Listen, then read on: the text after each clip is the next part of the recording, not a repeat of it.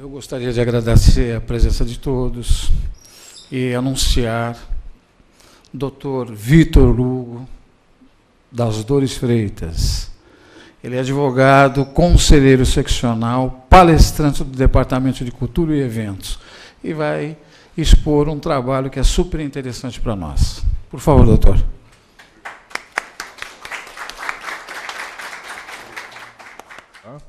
Bom, o que nós vamos fazer aqui, nós vamos discutir sobre o Marco Civil da Internet, né, a proteção de dados e o princípio da eficiência do Estado. O que se discute aqui, eu vou apresentar um problema para vocês, é o seguinte. Hoje, no Brasil, tudo que se liga ao Poder Judiciário é de uma forma repressiva, ou seja, o Poder Judiciário atua após a ocorrência dos fatos. A minha proposta, com relação ao Marco Civil da Internet, é que nós tenhamos um órgão a nível de Estado, não de governo, tá? Onde nós possamos trabalhar de uma forma preventiva e não de uma forma repressiva.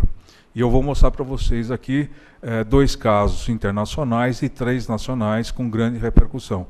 E que provavelmente será objeto até de TCCs de vários estudantes. Tá bom? Bom, então nós temos aqui, aqui tem o meu nome é Vitor Hugo de Freitas, sou advogado, conselheiro seccional da Ordem, presidente da Comissão de Ciência e Tecnologia da OAB. Tenho aqui meu telefone e meu e-mail para que vocês anotem e se houver alguma dúvida, alguma sugestão, alguma informação, é só entrar em contato que eu terei o maior prazer em responder a vocês. Tá bom?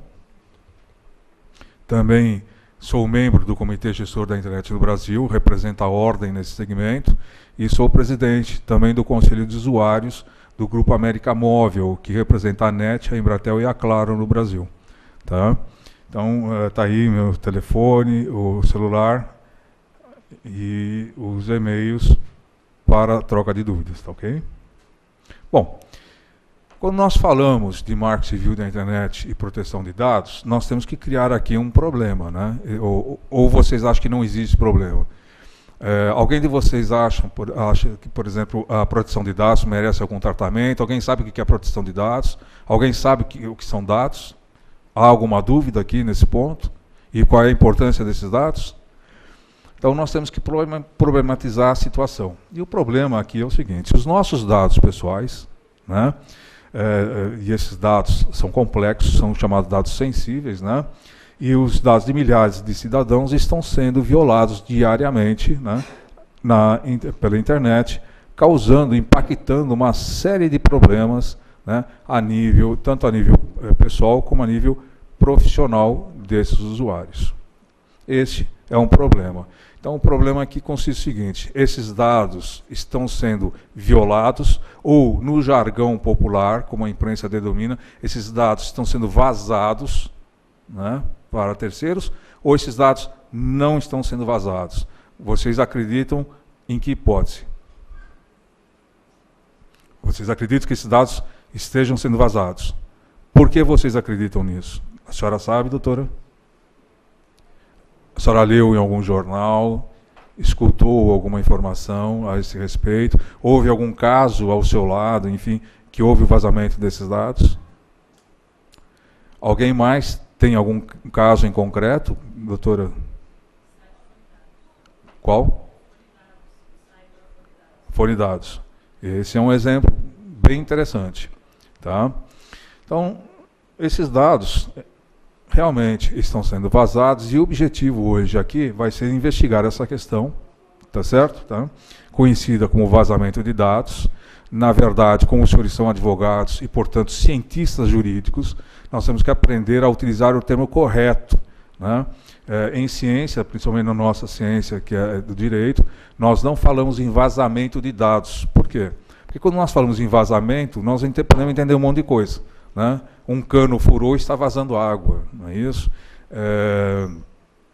Talvez uma panela esteja sobrecarregada de líquidos ou de comida e esteja vazando.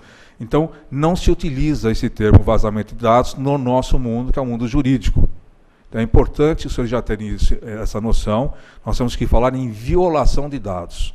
Ok? Tá? Então, quando se iniciar qualquer conversa, ou se for escrever algum artigo sobre vazamento, entre aspas, de dados, nós temos que começar a falar o seguinte, de violação de dados e explicar o que nós entendemos por violação de dados, tá, ok?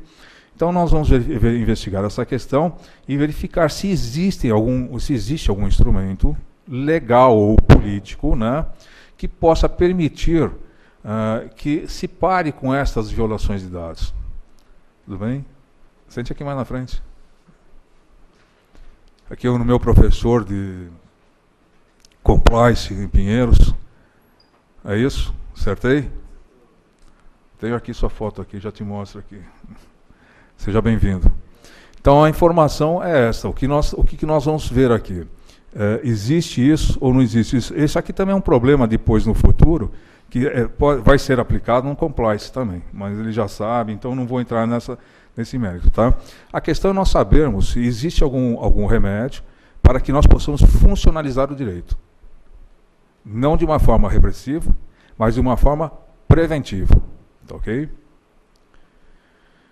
Vamos falar um pouco sobre sociedade da informação. O que é a sociedade da informação, como ela vive, como ela opera. Tá? A sociedade da informação ela está assentada praticamente, né, naquela coleta, processamento e a divulgação de informações e o tratamento dessas informações. Na prática, ela se assemelha como se fosse esses containers de lixo, tá, ok? E nós temos aqui os lixos recicláveis. Cada container desse aqui é um produto, tá? Então nós aqui no azul nós podemos colocar aqui vidros, no amarelo só plástico, enfim, essas coisas todas. Então a sociedade da informação, mais ou menos, ela trabalha nesse aspecto. O que ela faz? Ela coleta os dados, né? Ela produz esses dados, processa os dados, transmite e armazena essas informações. Tá? Então, para se pensar numa analogia bem prática, para que nós possamos entender, seria mais ou menos o que ocorre na seleção de lixo. Tá, okay? Há esse processamento. Nos dados, esse processamento, a sociedade da informação, ela vive desta cultura. Tá? E eu coloquei aqui o Obama e o Google, porque outro dia eu estava na Avenida Pacaembu e do meu lado do meu carro, parou o carro do Google Maps, né, tirando a foto, e eu olhei aquele negócio, eu não sei o que eles estavam fazendo ali, mas o Obama sabe onde eu estava. Então, essa é a proteção de dados que nós temos que verificar como ela funciona, tá, ok? Tá? Então, a sociedade da informação, ela trabalha com a informação aqui em cima, tá certo? É a matéria-prima da sociedade da informação, esses dados, que está aqui, representado pela madeira, que, após ser processado e tratado, ela vira a matéria-prima do quê? Da economia digital. Tá certo? Então, antigamente, nós tínhamos alguns produtos que eram importantes e que demonstravam a riqueza da pessoa. Por exemplo, né, ter um avião, ter carro, casa, tudo mais. Hoje, o que determina a fortuna é exatamente o poder da informação. Né? Quanto melhor a informação, mais preciosa ela será. Tá, ok? Esse é a base da economia digital. Extrapolando essa colocação, hoje eu fui consultado por várias empresas de marketing, exatamente perguntando o que fazer com os cookies, né? Porque eles trabalham com essas informações e como poderia ser feito, como poderia ser processado em relação ao marco civil da internet. Então, o que nós estamos vendo aqui, na verdade, é que hoje a economia digital ela está baseada, a sociedade da informação, exatamente nisso. Tá? No tratamento, na aquisição dessas informações, no seu tratamento, no processamento e a venda dessas informações. Quando elas são bem tratadas, as informações ela têm um valor agregado. Tá? Em 1880, quando foi desenvolvido o telégrafo, tá? O telégrafo só neste ano movimentou 32 milhões de mensagens, num ano só. Né? O telégrafo, em 1880, movimentou 32 milhões de mensagens num único ano. Isso significa o seguinte, que essas mensagens, o telégrafo abriu novas fontes de mercado de trabalho. Concorda? Diminuiu a distância, encurtou o processamento das informações, portanto, ela criou o quê? Novas bases de trabalho. Tá? Hoje, até 2016, a internet vai movimentar mais de um sextilhão de bytes, ou seja, é um número, tá, elevado a 21 casas decimais. Tá certo? Então, de 1880 para cá, nós temos um volume de dados nunca antes imaginados sendo transitados, né, pela internet. Agora, transitava dados pelo telégrafo? Lógico que transitava. Tá certo? Da mesma forma como se cresceu, se expandiu os negócios ali, se criou frentes de trabalho, a internet também está causando isso. Tá ok? E nós temos aqui um sextilhão de bytes, ou seja, são muitas informações, muitos dados, que compreendem todo tipo de dados, desde os dados pessoais até de propriedade intelectual, segredos de Estado, tá certo? Enfim. Outra informação, tá certo, é que há um inchaço desses dados. Aonde se coloca esses dados? Como é que a gente coloca, onde se processam esses dados? Aqui nós temos uma cachoeira, um volume muito grande de dados, e em algum lugar eles têm que ficar armazenados, tá certo? Antes de nós falarmos onde esses dados vão ficar, nós temos aqui alguns relatórios que são importantes. Por exemplo, o relatório Cisco VNI, né, diz que o tráfego global de dados móveis entre 2013 e 2018, portanto, nós estamos em curso nesse processo, tá, será multiplicado por 11 nos próximos 4 anos, alcançando 190 exabytes em 2018. O que equivale a esses 190 exabytes? Vale 190 vezes a soma de todo o tráfego IP, fio imóvel, gerado no ano 2000, ou 42 milhões de imagens, ou 4 bilhões de clipes de vídeo. Aqui nós temos a projeção do relatório Cisco, tá? E nós temos também uma projeção da União Internacional de Telecomunicações, que é um órgão vinculado à ONU, tá? E esse órgão, então, divulgou um relatório dizendo o seguinte, que até o final do ano 2014, a internet terá aproximadamente 3 bilhões de usuários, dos quais 2/3 serão provenientes de países em desenvolvimento. Essa previsão se confirmou agora, através do relatório do CGI, né, comprovando esses fatos, e outros relatórios também da Internet Stats, né, que vem do censo americano. Tá?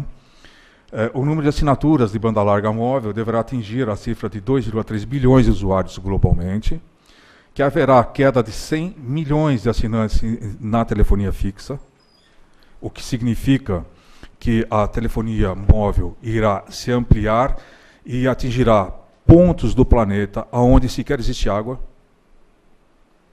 significando que essa tecnologia móvel criará um ciberespaço aonde vão florescer ciberculturas e haverá a cibersocialização, o que tenderá a aumentar ainda mais o volume de dados. Tá? E que ocorrerá aumento de assinantes de celulares para quase 7 bilhões de usuários, dos quais 3,6 bilhões só na região da Ásia-Pacífico. Um último relatório que eu não incluí aqui no meu caso foi com relação à penetração da internet, né, no mundo, sendo que no Brasil a penetração atinge 57%. Tá? Ou seja, nós estamos crescendo exponencialmente em torno da rede, né, e que causa uma série de dependências, inclusive tecnológicas. Tá?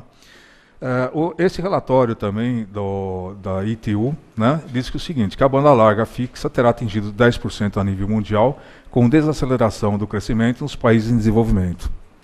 Haverá um aumento de assinaturas de banda larga móvel em 32% globalmente. E, por fim, que 44% das famílias em todo o mundo terão acesso à internet, dos quais 31% se refere aos países em desenvolvimento e 78% nos países desenvolvidos, dentre outros casos. Bom, eu estou apresentando aos senhores estatísticas provenientes de entidades, né, sérias, entidades ligadas à ONU, né, são entidades preocupadas com o crescimento da internet e o que isso pode causar, e também que mostram uma tendência, né, do crescimento de determinadas empresas no mundo. Né.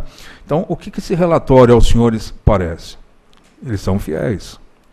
Quer dizer, se eu for pensar hoje em termos de mercado, se eu quiser abrir uma empresa e me basear nesses relatórios, eu já tenho aqui uma base para onde ir. Por exemplo, se eu quiser abrir uma empresa, né, que só lide com dados, com tratamento de dados, por exemplo, um data center, tá certo? Eu tenho aqui as informações para onde eu posso ir e como desenvolver esses casos. Só que, no nosso caso, nós temos que falar sobre proteção desses dados. Nós temos bilhões de dados trafegando na internet. E nós temos aqui, então, que esses dados, uma hora, né, eventualmente, vão desaguar em algum tipo de banco de dados, público ou privados. Tá? E a grande questão é que nós não sabemos como esses dados, primeiro, são tratados, né, e quais são os níveis de segurança desses data centers. Tá? Isso é uma outra questão que eu vou discutir em outro painel. Tá, okay? O que interessa para nós hoje é sabermos se o Marco Civil oferece esse nível de proteção aos dados. Tá bom? Tá? Muito bem. Qual é o valor da informação? Quanto custa uma informação? Quanto custa o dado pessoal, por exemplo? Ou quanto custa o dado de uma empresa no mercado? Que isso é uma preocupação que também tem que fazer parte do nosso mundo acadêmico, né, da academia. Ok? A Symantec, em 2012, fez um relatório, com o Brasil incluído, dizendo o seguinte, que o valor da informação, o valor de uma informação, corresponde a 50% do valor de mercado da organização. Tá? E que a perda irremediável das informações, vamos supor que a empresa perca essas informações, tá? Representa 55% de clientes, 50% de danos à marca, 40% de redução de receita e 32% em multas. Os senhores já haviam parado para pensar nesses fatos? Como advogados, é importante que os senhores tenham essas informações, porque isso aqui é um mercado novo de trabalho. Né? Ou, se ele não é um mercado novo, é um mercado que pode ser explorado através de um compliance. Está aqui o professor aí. Está certo o que eu estou falando? As empresas investem na segurança da informação? O professor vai responder isso lá depois. Uma hora eu chamo para a gente fazer isso. Mas a importância desse nossa conversa hoje é que eu tenho certeza que os senhores não sabiam qual era o custo da informação.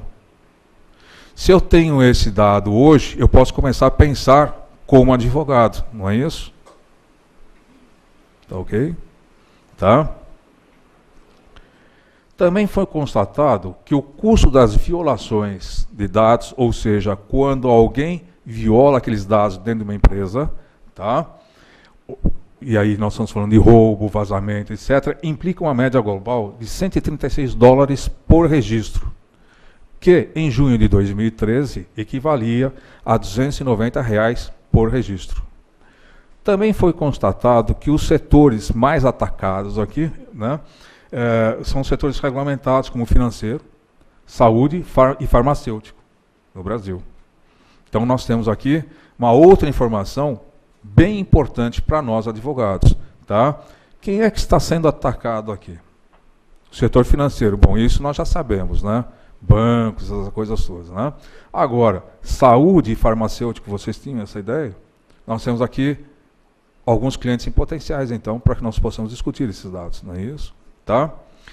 E esses custos e esse setor tiveram custos de violações 70% maiores do que outros segmentos. Tá? Um outro dado importante é que no Brasil o custo total médio de um incidente de violação foi de 2,64 milhões de reais. O custo médio. Isso foi o prejuízo que a empresa teve. Tá?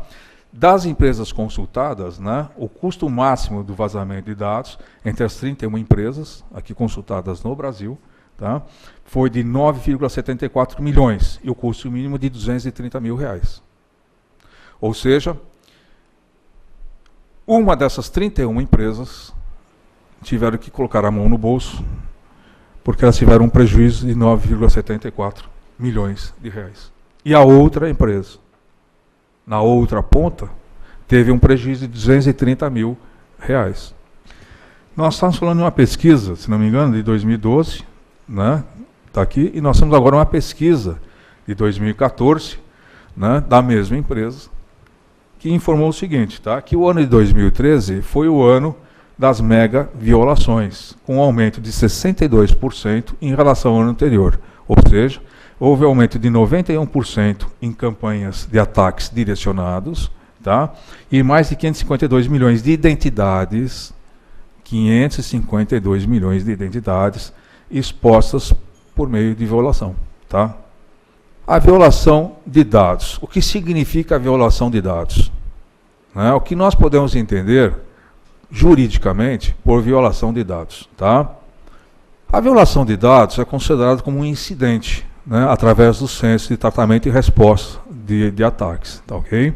Então, esse termo é um termo que vem da parte, né, da engenharia, que diz o seguinte: olha, a violação de dados corresponde a um incidente.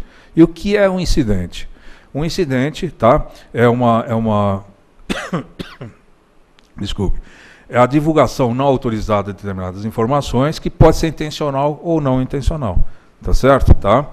Então, nós temos aqui uma definição bacana, tá, que é o seguinte: em informática, incidente é qualquer ação ou conjunto de ações desenvolvidas contra um computador ou rede de computadores e que resulta, ou pode resultar, na perda da confidencialidade, integridade ou desempenho de uma rede de comunicação de dados ou sistema computacional. Né? Então, isso significa um incidente.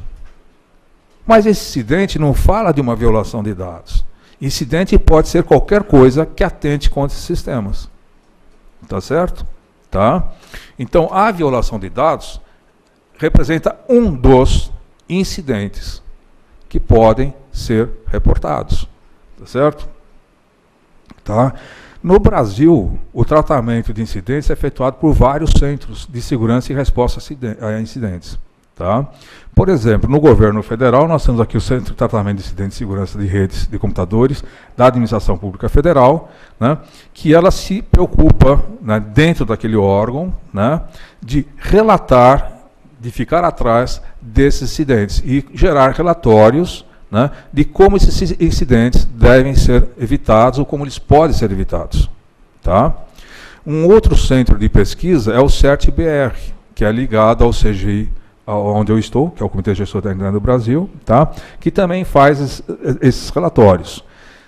Cada empresa que faz cada centro que tem esse centro de segurança, ele define um incidente de uma forma ou um incidente de outra. Hoje já existem 65 mil definições de incidentes. Tá? Então eles colocam esses incidentes de uma forma de categoria. Tá certo? Por exemplo, ataques DDoS, que são ataques maciços contra uma empresa, é um incidente. Tá? A varredura, o escaneamento de um computador para um outro computador é designado também como incidente. Tá? O worm, os vermes, são designados como incidentes. Tá certo? Tá? Então, esses incidentes, que podem ser intencionais ou acidentais, o que eles fazem? Qual é o objetivo do incidente? Demonstrar qual é a fragilidade daquele sistema. Então, quando se for trabalhar para uma empresa nesta área da informática, de segurança da informação, nós temos que saber se essa empresa tem algum órgão ali dentro, mesmo que seja pequeno, de repórter de incidentes. Caso contrário, nós vamos estar trabalhando no vazio. Tá certo? Tá? E mais, se ocorreu algum incidente, por exemplo, uma violação de dados, né, se esse incidente foi reportado. Porque, na maioria das vezes, esses incidentes não são reportados ao público. Tá? Então, nós temos aqui uma classificação de incidentes. Tá? Como o número de incidentes é vasto, já falei para vocês, tem mais de 65 mil incidentes, né? Eles são organizados em categorias, tá certo? Para fins de análise, relatórios e providências. O CERT-BR, por exemplo, tá? Ele classifica em worms, que são vermes, DOS ou DDoS, que é a negação de serviço, né? A invasão, webscan, varreduras em computadores de forma a identificar alvos para ataque, né? Fraudes e outros. Tá, ok? Tá? E a violação de dados? É um incidente que está inserido dentro daquele rol. Tá certo? Tá? A violação de dados também conhecida como vazamento de dados, né? Vazamento de informações, perda de dados ou derrame de dados, tá? É um incidente de segurança onde os dados contendo qualquer tipo de informação, tá, confidencial é visto roubado ou utilizado por terceiros não autorizados. E aqui vem uma colocação, né, sumamente importante, porque esses incidentes eles podem ou não ser intencionais, né? Vocês todos têm um celular, não tem? E com certeza, né, no celular de vocês acessam o Facebook ou o e-mail. Para a comodidade dos senhores, os senhores fizeram uma opção de ficar sempre conectados, não é isso? Muito bem. Se esse telefone for perdido ou roubado, e alguém acessar o telefone, ligar o telefone, ele já entrou na conta de vocês. Por quê? Porque vocês, por comodidade, deixaram o sistema aberto. Então, é uma violação de dados o quê? Acidental. Tá certo? Não é isso? Então, o nível de segurança deve partir de vocês para fora. Tá?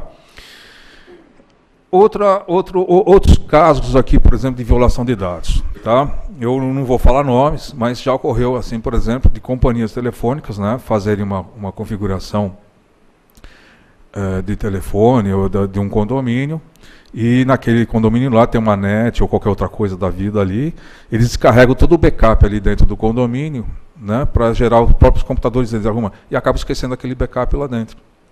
E esse documento vaza, ou é acessado indevidamente. Tá certo? Então, esse é um outro caso que pode ocorrer. Tá? Enfim, existem vários exemplos, né, desses incidentes. Por isso que não se fala que eles são provocados ou não. Quando é provocado, primeiro, como é que é feita essa análise do incidente? Quando ocorre o incidente, a empresa começa a analisar esse incidente, como ele ocorreu. Se for constatado que houve uma fraude, a empresa pode ou não comunicar à polícia. Se for constatado que foi acidental, ela também vai ficar quieta. Mas nós, o público, né, não sabemos desses fatos, e os nossos dados estão ali. Tá certo?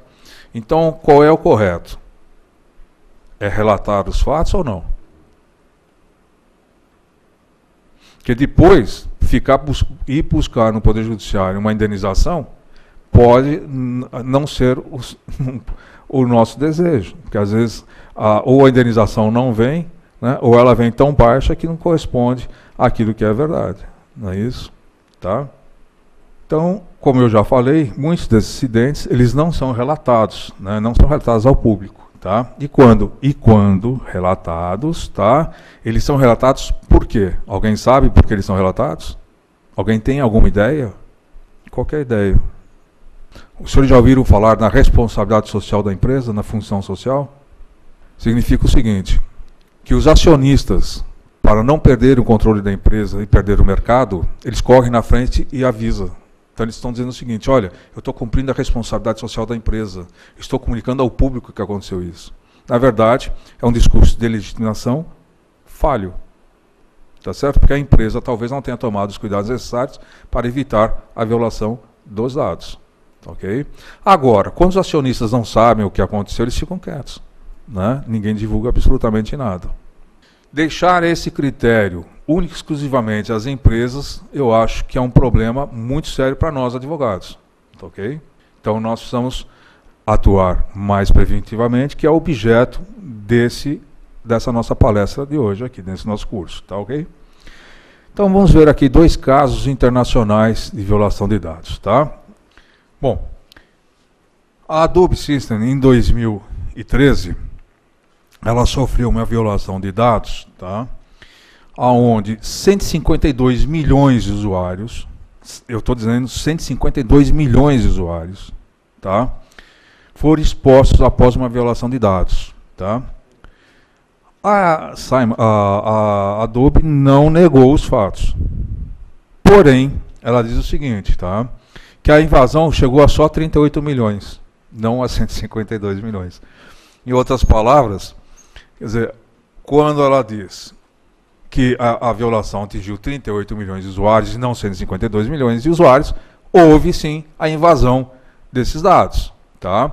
E ela ainda disse o seguinte, olha, aos dados que foram vazados aqui, correspondia a senhas inválidas, isso, eu não sei disso. Nós não sabemos disso. O que nós sabemos é que 152 milhões de usuários tiveram suas identidades expostas. E quando nós falamos de identidade, nós estamos falando do quê? Nós não estamos falando só do SIC, RG, dados pessoais. Nós estamos falando de orientação sexual, sexo, cor de cabelo, enfim, que dá para se criar um perfil do usuário. Para a empresa concorrente, essas informações funcionam como matéria-prima do quê? Da economia digital. Tá certo? Um outro caso também foi a Target, que é a gigante do varejo norte-americano, né? Ela teve 70 milhões de dados de clientes roubados, violados, tá? E 40 milhões de informações bancárias violadas, fazendo com que o lucro da empresa recuasse em 46% de sua base anual, isso em 2013. Tá certo? Tá? Quando a Target foi investigada, descobriu-se que, na verdade, ela tinha esse banco de dados que era protegido por uma cópia gratuita de um antivírus.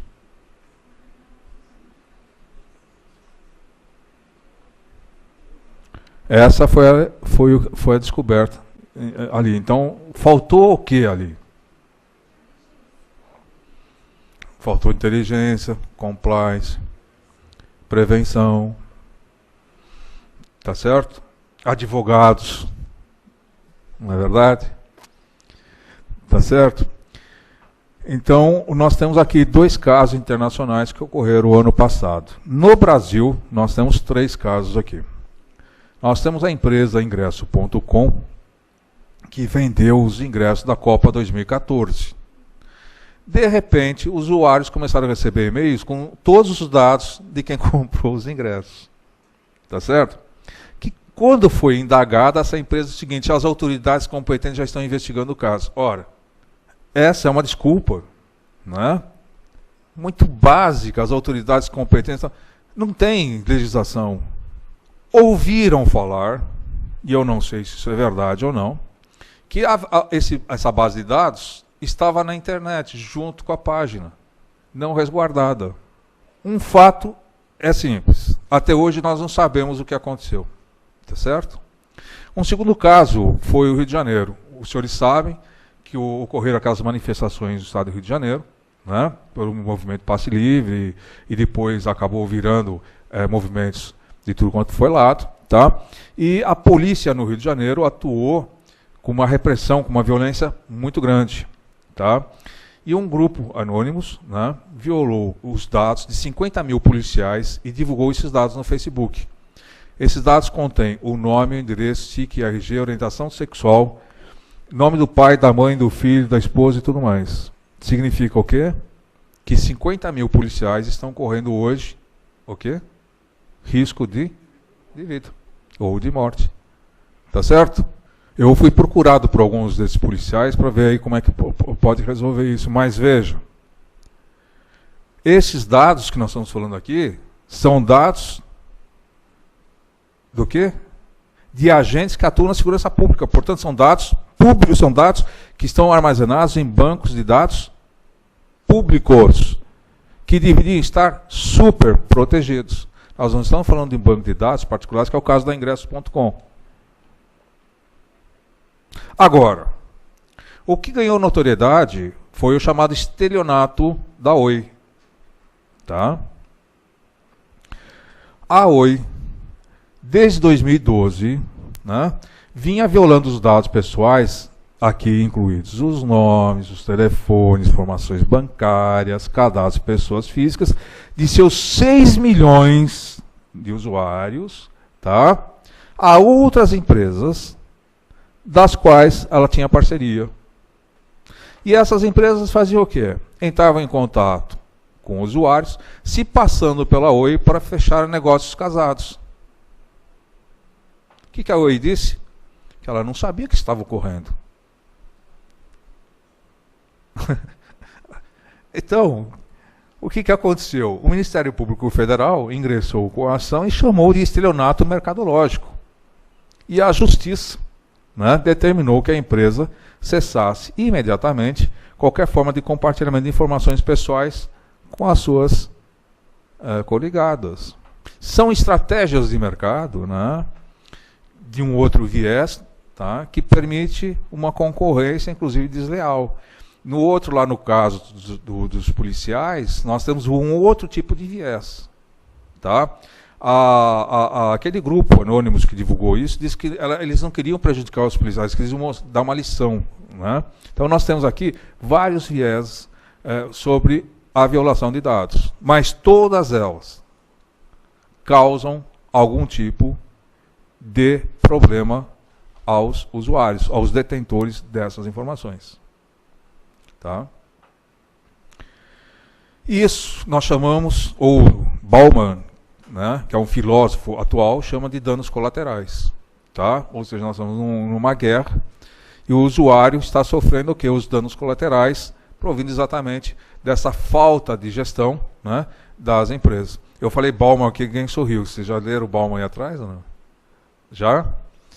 Bom, vocês vão ler muito TCC aí na frente, tá? Muito bem. Os danos colaterais, tá? A violação de dados, né, ela representa a liquefação, né, do direito fundamental da privacidade, que é um direito positivado na Constituição brasileira e previsto em tratados internacionais. Se nós estamos falando que o Brasil é um Estado democrático de direito, compete a ele cuidar dessa privacidade, porque ela está positivada aonde? Na nossa Constituição Federal. Tá certo? Tá? Que, de outro lado, ela vai atingir o quê? A dignidade da pessoa humana. Lógico, vamos citar aqui o exemplo daqueles 50 mil policiais lá no Rio de Janeiro. Tá certo? Tá? Então, nós temos aqui, né, ou seja, essas informações que deveriam ser preservadas e, na verdade, elas são publicadas, seja visando algum tipo de lucro, seja visando a dar uma lição, tá? Ou seja porque a empresa não possui uma gestão, que é o caso dos 3 casos que eu apresentei aqui. Tá? Eu escolhi uma empresa que não teve uma gestão de compliance, por exemplo. Uma outra violação que ocorreu pura e simplesmente como represália. E uma terceira visando lucro. Ou uma concorrência desleal no mercado. São 3 motivações distintas uma da outra. Ok? Bom, aí nós falamos, o direito e o princípio da eficiência. Aqui está errado, não é eficácia, é o princípio da eficiência. Significa o seguinte, através de uma emenda constitucional, foi inserido na nossa Constituição, no artigo 37, que o Estado tem que ser eficiente. Quando nós falamos que o Estado tem que ser eficiente, ele tem que agir de uma forma preventiva. Não adianta aquele policial, por exemplo, que teve o dado violado, ele ser morto e a família buscar o prejuízo depois que ele faleceu. Não tem dinheiro que pague isso, tá certo? Ou aquela família, né, que vem juntando o seu dinheiro e de repente uma empresa entra, fala que é da outra e fecha um negócio, uma operação casada, tá certo? Então, o Estado não pode mais agir de forma repressiva, até porque o Poder Judiciário, né, está engessado. Qualquer pedido que nós fizermos para o Poder Judiciário, além de demorar anos, embora haja previsão constitucional do tempo razoável de duração do processo, que nunca é atendido, tá certo? Nós temos um problema aqui. Ou nós damos um jeito de fazer o Estado ser eficaz, tá? Ou nós vamos ficar correndo sempre atrás do prejuízo, tá certo? Os centros de segurança e resposta de incidentes que eu falei aos senhores que existem, esses centros não têm nenhum poder de polícia. Eles não podem entrar com ação, eles não podem denunciar e na polícia falar, olha, está acontecendo isso. Eles podem fazer o repórter deles lá, tá? E aí se toma alguma providência ou não, alguém toma alguma providência ou não. Mas esses centros, eles não têm um poder de polícia. O Estado não dá esse poder de polícia, até porque esses centros são particulares, né? Nós temos o centro lá do Ministério Público, enfim, do Governo Federal, nós temos um centro aqui do CERT-BR, são entidades particulares. Essas empresas, por si só, pela sua natureza, elas não possuem, né, esse poder de regulamentação. Tá? O Poder Judiciário, de seu turno, age de uma forma repressiva, ou seja, depois que aconteceu os fatos. Tá? Alguém aqui tem alguma solução para este caso aqui? Alguém sugere? Eu tenho alguma ideia de como nós poderíamos resolver isso? Nós, quando eu falo nós advogados, como cientistas jurídicos. Alguém tem alguma ideia de como possamos, de que forma nós podemos realizar essa atitude preventiva? Bom, existe uma solução, tá ok? Tá? No Canadá existe um comissariado, né, que é ligado ao parlamento, que tem poderes, né, para poder gerir tudo isso, tá certo? Tá? Que é esse comissariado, tá? E esse comissariado, ele é um órgão oficial, tá certo? Que atua única e exclusivamente, né, na defesa da proteção de dados do usuário. E eles têm o tal poder, né, que eles têm o poder de investigar as denúncias, realizar auditorias, pesquisar o andamento das ações judiciais, elaborar relatórios públicos, promover a consciência pública, enfim, uma série de poderes visando a proteção de dados. O mais importante, que lá existem dois atos, tá? O ato de privacidade de dados pessoais e das empresas. E essas denúncias podem ser feitas pela internet. Abre-se já o procedimento ali, não precisa ir até a delegacia. Tá ok? Esta é uma solução. Essa solução, como poderia ser encampada no Brasil? Ela poderia ser encampada numa forma de um ato de Estado, não um ato de governo. Porque quando nós falamos ato de governo, cria-se uma entidade dessa, acabou o governo, muda-se tudo ali e a coisa não vai andar. Tá certo? Então nós temos que criar de uma forma, né, que se fosse um ato de Estado permanente, tá certo? E que pudesse continuar dessa forma. Mas eu entendo que isso ainda assim, tá, não é suficiente. Porque deixar isso na mão de um órgão, por exemplo, ligado ao governo, vai resultar também talvez numa ineficiência desse órgão. O correto, portanto, seria nós adotarmos uma solução, tá, stakeholder, tá, que seria o quê? Um órgão integrados por vários componentes da sociedade, tá, como, por exemplo, vamos supor a Ordem, o PROCON, o IDEC, vários segmentos, o Poder Judiciário e tudo mais, tá, que pudessem todos juntos, como funciona mais ou menos o Comitê Gestor da Internet do Brasil, tá, que pudesse, como órgão de Estado, dessa política, essa política, fazer essas colocações. Tá ok? Aí vem alguém e pergunta o seguinte: bom, mas nós temos o Código de Defesa do Consumidor, ou nós temos o Marco Civil da Internet. Tá? Só que o Marco Civil da Internet, ele não fala sobre proteção de dados, ele diz o seguinte, que a proteção de dados dar-se-á na forma da lei. Correto? Então nós teríamos que ter o quê? Uma lei. Tá certo? Tá?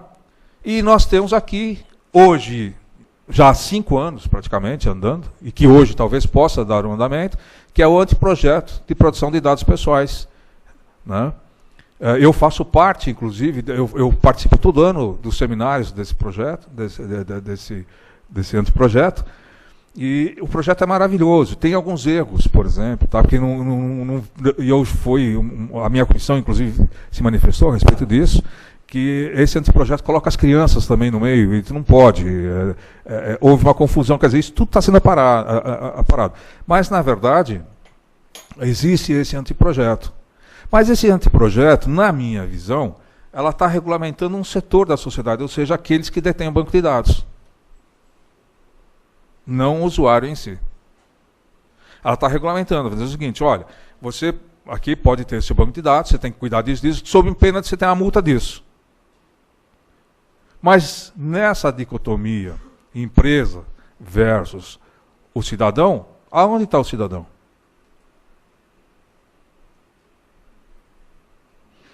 E aí, quando se fala em cidadão, alguém levanta e fala o seguinte: não, mas não se preocupe, doutor, nós temos aqui o Código de Defesa do Consumidor, que no seu artigo 43 e seguintes prevê a proteção de dados.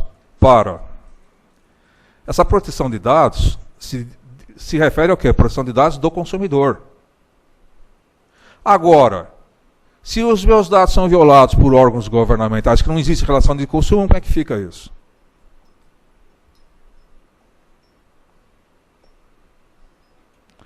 Dado o problema do início da palestra, nós chegamos quase ao final da palestra com o mesmo problema, não é isso? Então nós temos que começar, como cientistas jurídicos, pensar em como nós vamos resolver isso. Tá?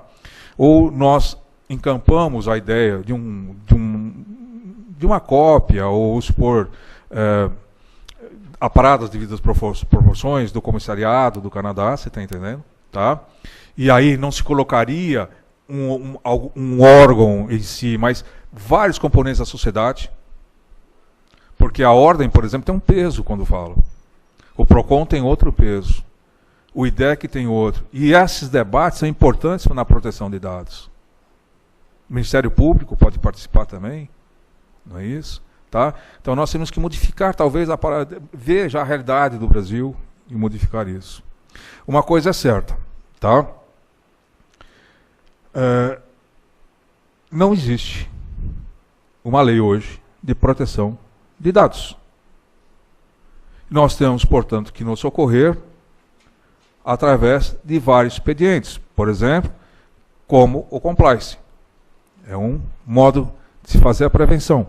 Tá certo? Outro, da conscientização, né, do próprio usuário. Né? Outro dia, eu fui acessar um computador no meu mestrado e fui ver meus e-mails. Quando eu abri o e-mail, eu comecei a ler os e-mails. Aí eu falei, mas esse negócio aqui não é meu. Aí li outro e-mail falando de uma mulher. Eu falei, mas isso aqui não é meu. Quando eu fui olhar, eu abri o Google, porque tem aquela opção, né, de deixar conectado, abri o e-mail da última pessoa que usou o computador, que ele não desligou o e-mail. Portanto, eu acessei o e-mail da pessoa, não sabia que eu estava usando o e-mail dele, tá certo? Tá? E acessei tudo lá. Tive, sabe, uma impressão que está faltando alguma coisa ali, não pode. Aí eu fui ver o termo ali de privacidade, é o seguinte, olha, por sua comodidade deixamos dessa forma, não.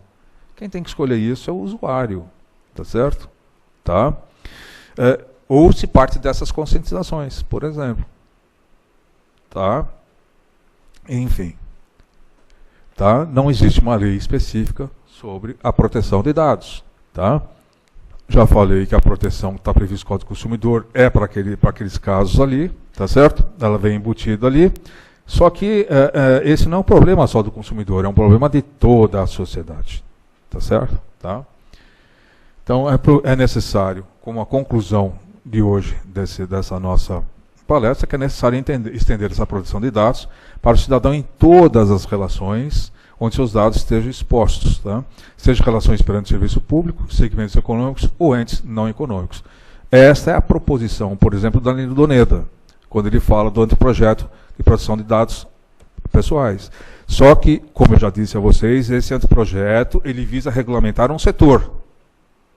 Tá? Precisamos tomar cuidado, porque nesse setor está incluído o quê? O cidadão, nós. Né? Precisamos participar nessa equação aqui. Tá ok? Tá? Bom, chegamos, portanto, à conclusão do tema. Evidentemente que a minha colocação ela foi uma colocação intermediária. Ela não ficou nem no básico, nem na profundidade, porque aqui a maioria são estudantes, tem advogados, e não adianta nós começarmos com um nível profundo e não chegarmos a resultado nenhum. Também não adianta falarmos do básico, porque o básico todos nós já conhecemos. A ideia hoje que eu trouxe aqui é exatamente promover esse debate, tá? Que pode se iniciar aqui, na nossa Comissão de Ciência e Tecnologia da OAB, tá? E aqueles que quiserem fazer parte, esteja à vontade, né? Venham participar e também discutir mais profundamente esses fatos que estão ocorrendo diariamente na violação desses dados. Tá? E, por fim, demonstrar que existe aqui um mercado que pode ser trabalhado pelo profissional, seja ele advogado ou seja estagiário. Tá certo? Tá bom? Bom, gente, é isso aí. Eu espero que vocês tenham gostado dessa colocação.